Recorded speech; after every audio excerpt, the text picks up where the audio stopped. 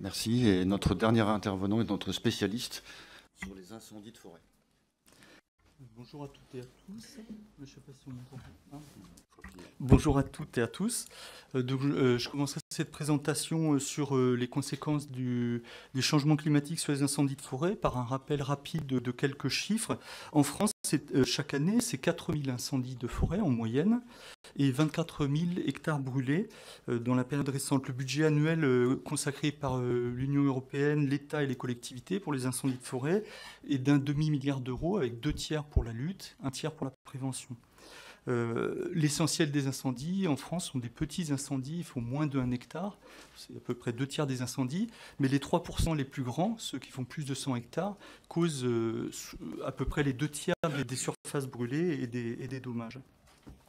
Il faut savoir qu'en matière d'incendie, il y a eu des progrès réels obtenus par l'amélioration de la prévention et de la lutte, surtout dans les années 90, après les grands incendies des années 90, qui a conduit à une baisse importante du nombre de feux et des surfaces brûlées. Pourtant, ces progrès restent fragiles et on le mesure bien. Par exemple, on l'a mesuré en 2003, une année de canicule exceptionnelle avec une explosion des incendies. On l'a mesuré aussi après quelques années plus calmes en 2016, avec par exemple le grand incendie de Rognac-Vitrolles au nord de Marseille, qui a menacé quasiment Marseille. Et puis surtout cette année, encore en 2017, avec l'explosion une conflagration de grands incendies dans le Var, les Alpes-Maritimes, les Bouches-du-Rhône, en Corse. Alors, dans ces incendies, quelle est la part imputable au changement climatique ? On sait que les changements climatiques sont en cours, sont effectifs. Quand on regarde depuis 1959, on voit 2 conséquences de l'évolution du climat, principalement du réchauffement climatique, mais aussi de plus d'événements extrêmes et de plus de sécheresse. La zone à risque météo en France s'étend vers le nord, d'à peu près 20% en 50 ans. Deuxième chose, la durée de la saison à risque a augmenté, suivant les régions françaises, déjà en 50 ans, de 2 à 7 semaines, ce qui n'est pas tout à fait négligeable. De même, ce qui a évolué d'ores et déjà, ce sont les conditions météo extrêmes qui sont propices aux grands incendies, qui sont les plus difficiles à contrôler par les pompiers. Dans le même temps, les changements climatiques ont aussi un impact direct sur les forêts, en augmentant la mortalité des arbres, ce qui accroît la biomasse inflammable et ce qui augmente à la fois les départs de feu et puis l'intensité des incendies. Mais c'est un peu la même chose que pour mes collègues sur l'eau. Les changements climatiques ne sont pas seuls en cause. Ils interagissent avec les changements de notre occupation du sol et des activités humaines. Il faut rappeler que dans plus de 90% des cas, les départs de feu sont causés par l'homme en France, ce qui n'est pas le cas dans d'autres pays. Les 2 évolutions principales, c'est qu'en France, vous le savez peut-être, la surface forestière continue d'augmenter, ne cesse d'augmenter depuis plus d'1 siècle. Sa biomasse s'accroît. Beaucoup de paysages sont aussi en déprise agricole avec de l'embroussaillement, ce qui les rend plus inflammables. Et puis de l'autre côté, il y a l'évolution qui est presque permanente et croissante de l'urbanisation dans les milieux naturels. Par exemple, plus 10% d'urbanisation en 10 ans dans les Bouches-du-Rhône et en Haute-Corse, ça a conduit à 10% d'augmentation des départs de feu, puisque les départs de feu causés par l'homme sont souvent proches des routes, des habitations, des infrastructures. Donc, la surface s'accroît et l'urbanisation fait que les gens s'installent de plus en plus dans des zones dangereuses. Alors, dans l'avenir, très rapidement, malgré les incertitudes qui ont été signalées sur les modélisations, les scénarisations, le climat du futur devrait favoriser plus de grands incendies, puisqu'il y aura plus de périodes d'événements extrêmes, sécheresse, vent, canicule, voire des cocktails de détroit. Par ailleurs, le développement d'incendies hors région méditerranéenne, plus vers le nord, qui pourrait se produire puisque les conditions météo deviennent plus favorables, on a estimé que pour une extension de 30% en surface dans les 50 prochaines années, ça conduirait à 20% d'augmentation des coûts de la lutte et de la prévention.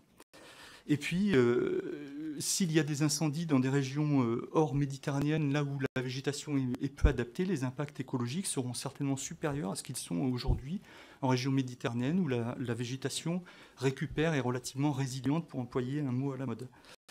Alors, ça a été dit, donc je vais passer très vite là-dessus. La règle en matière de changement climatique ou de changements globaux, c'est de prendre des mesures sans regret dès maintenant, et des mesures principalement pour s'adapter ou adapter nos territoires, notre mode de vie, et diminuer ainsi l'impact des feux futurs. Alors, quelles sont les solutions apportées par la recherche, notamment IRSTEA et les fonds de recherche?